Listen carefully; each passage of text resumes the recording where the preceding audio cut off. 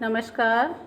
आज हम एमए पूर्वार्ध हिंदी साहित्य के चतुर्थ प्रश्न पत्र के अंतर्गत उपन्यास के तत्व भाग 2 के अंतर्गत कथोपकथन और देश काल और वातावरण के विषय में जानकारी प्राप्त करेंगे। इससे पूर्व के व्याख्यान में हमने कथानक और पात्रों के विषय में जानकारी प्राप्त की थी। तो सर्वप्रथम कथोपकथन। पात्रों के परस्पर वार्तालाप को संवाद या कथोपकथन कहा जाता है। इनका संबंध कथानक और पात्र दोनों से होता है। कथोपकथन का मूल उपयोग पात्रों के मनोवेग, उनकी प्रवृत्तियों, उनकी इच्छा, अभिलाषा, राग द्वेष आदि को सजीव अभिव्यक्ति प्रदान करना है।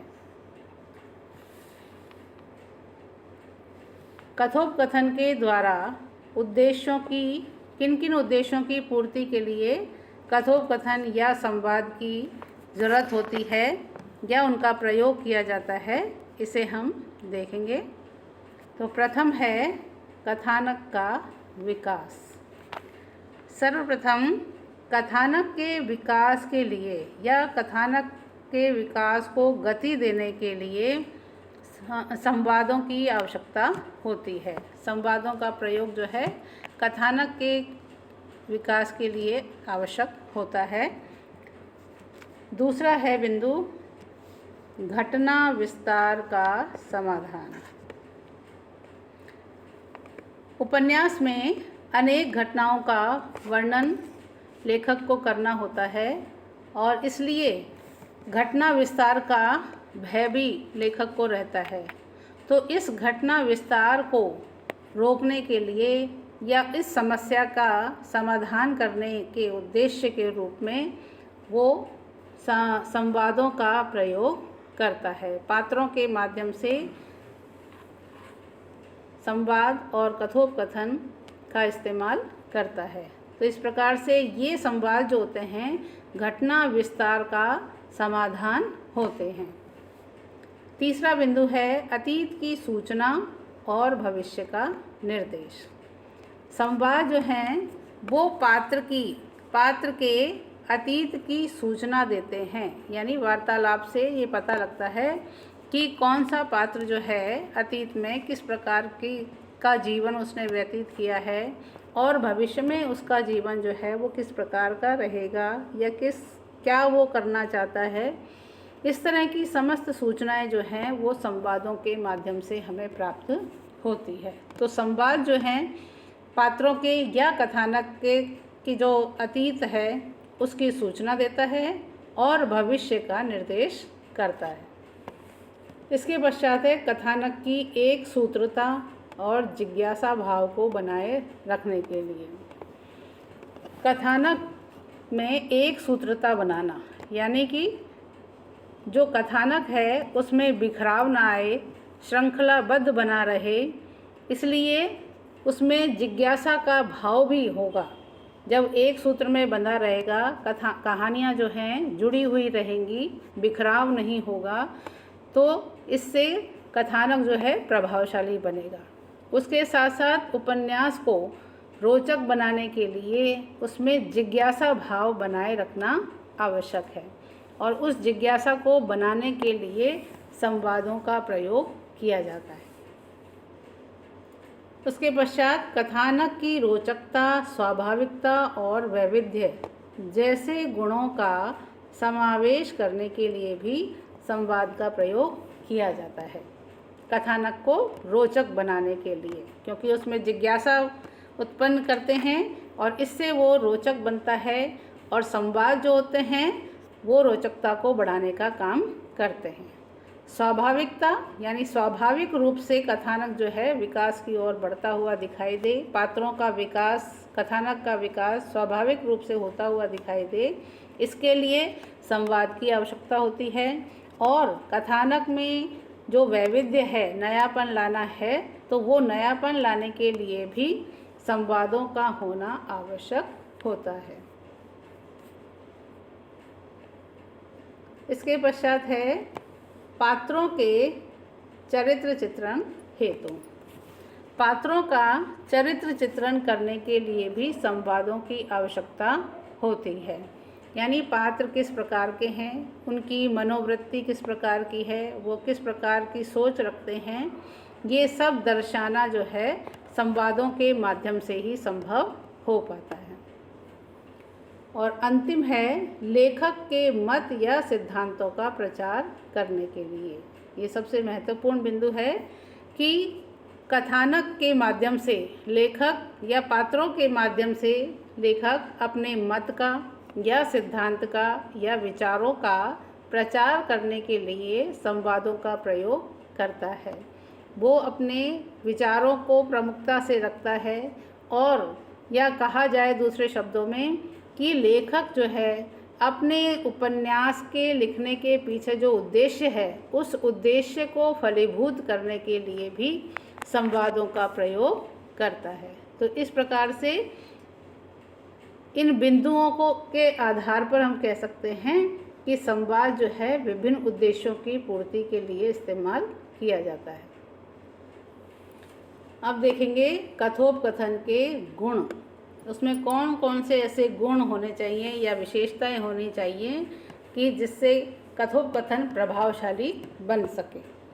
तो उसमें सर्वप्रथम है घटना और पात्रों के अनुकूल संवाद। कि जो संवाद हैं वो घटना के अनुसार, जो घटना कथानक में प्रयुक्त हुई है उस घटना के अनुकूल और उससे संबंधित जो पात्र है उनके अनुकूल संवाद है या नहीं, इस चीज़ का हमें ध्यान रखना आवश्यक है। इसी तरीके से देश काल और परिस्थिति के अनुकूल भी संवाद होने आवश्यक है। यानी कथानक का जो देश काल है, यानी किस समय का कथानक लिया गया है, उसमें किन परिस्थितियों को दर्शाया गया है, उन परिस्थितियों को व्यक्त करने वाले संवाद होने आवश्यक हैं। तभी हमें देश काल और परिस्थिति का भान हो सकता है या उसके विषय में जानकारी प्राप्त हो सकती है। तो इसलिए कथोपकथन देश काल और परिस्थिति के अनुकूल होने चाहिए। फिर है कथानक से संबंधित। कथानक किस प्रकार का है, यानी कथानक जो है वो सामाजिक है या ऐतिहासिक है या पौराणिक है, किस प्रकार का है, उसी प्रकार का संवाद उसमें होना आवश्यक है। उसी से संबंधित होगा तभी हम कथानक को या उपन्यास को सफल कह सकेंगे। उसके पश्चात संक्षिप्त और सार्थक संवाद। कि जो कथानक है उसमें कथोपकथन इस प्रकार के हों कि वो सार्थक लगे, सार्थक संवादों का प्रयोग हो और छोटे छोटे संवाद उसमें होने चाहिए। लंबे लंबे संवाद या लंबा भाषण जो होता है वो कथानक को उबाऊ बनाता है, उसमें से रोचकता जो होती है वो ख़त्म होने लगती है या समाप्त होने लगती है। तो उस रोचकता को, जिज्ञासा को बनाए रखने के लिए संक्षिप्त और सार्थक संवादों की आवश्यकता होती है। कथोपकथन की भाषा पात्रानुकूल होनी चाहिए। कि जो कथोपकथन है उसकी भाषा कैसी हो, पात्र के अनुकूल हो। यानी पात्र जिस प्रकार के हैं उसी प्रकार की भाषा होना आवश्यक है। यदि पात्र ग्रामीण क्षेत्र का है तो उसकी भाषा ग्रामीण शब्दों से युक्त हो, यदि शहरी है तो शहरी शब्दों का इस्तेमाल हो, यदि वो शिक्षित है तो शिक्षित व्यक्ति के अनुसार शब्दों का चयन करना आवश्यक है, और यदि अशिक्षित है तो उस तरह की भाषा का इस्तेमाल करना आवश्यक है। तो इसलिए भाषा कथोपकथन की कैसी होनी चाहिए, पात्र के अनुकूल होनी चाहिए। भावाभिव्यक्ति की समर्थता से पूर्ण होना। कि जो संवाद हैं वो कैसे होने चाहिए? भावों को अभिव्यक्त करने में समर्थ हों, उस समर्थता से वो पूर्ण होने चाहिए। यानी उनमें इतनी क्षमता हो कि वो पात्रों के भावों को अभिव्यक्त कर सके, सशक्त रूप में अभिव्यक्त कर सके, ऐसी क्षमता उनमें होना आवश्यक है। तो इस प्रकार से हम कथोपकथन के विभिन्न गुणों के विषय में या उनकी विशेषताओं के विषय में जानकारी प्राप्त कर सकते हैं। अब चौथा बिंदु है देश, काल और वातावरण। उपन्यास के तत्वों में चौथा है देश, काल और वातावरण। उपन्यास की स्वाभाविकता को बनाए रखने के लिए देश, काल और वातावरण का निर्माण करना आवश्यक है। देश काल से क्या तात्पर्य है? देश काल के अंतर्गत किसी भी राष्ट्र या समाज की वेशभूषा, रीति रिवाज और सामाजिक राजनीतिक परिस्थितियां आदि सम्मिलित होती हैं। आधुनिक उपन्यास यथार्थ की भूमि पर खड़ा है, अतः कथानक को अधिक स्वाभाविक बनाने के लिए उचित वातावरण आवश्यक होता है। तो वातावरण से तात्पर्य है कि उपन्यास में वातावरण का प्राय कथा काल और कथा प्रकार के अनुसार चयन किया जाता है। यानी कथा का काल क्या है और कथा का प्रकार क्या है, उसके आधार पर वातावरण का चयन किया जाता है।